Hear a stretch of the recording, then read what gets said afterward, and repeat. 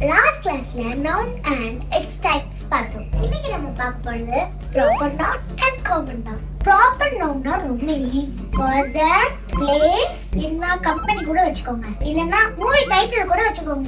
இது எல்லாத்துக்கும் ப்ராப்பரா ஸ்பெசிஃபிக் பண்ணி நேமிங் பண்ணினா proper noun. for example, இப்போ நீங்க ஒரு தியேட்டருக்கு போறீங்க. நீங்க எப்படி சொல்வீங்க? மூவிக்கு போறேன்னா சொல்வீங்க. அத நேம் வச்சு தான கூப்பிடுவீங்க. அதான் proper noun. proper nounக்கு ஆப்போசிட் தான் காமன் நவுன். எல்லாத்தையுமே காமனா ஜெனரல் டர்ம்ஸ் வச்சு கூப்பிடுறது தான் common noun. For example dog, cat, cow இதெல்லாமே எந்த கேட்டகரிக்குள்ள வருது?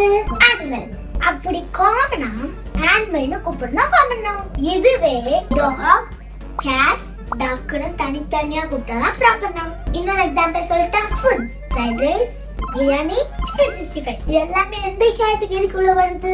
ஃபுட்ஸ். அப்படி காமனா சொல்றதுதான் காமன் நவுன். இதுவே பிரியாணி, சிக்கன் 65, ஃப்ரைட் ரைஸ் அந்த மாதிரி ஸ்பெசிஃபிக்கா கூப்பிடுறதுதான் ப்ராப்பர் நவுன். அப்பதான் முடிஞ்சு. நெக்ஸ்ட் கிளாஸ்ல பார்க்கலாம். பாய்.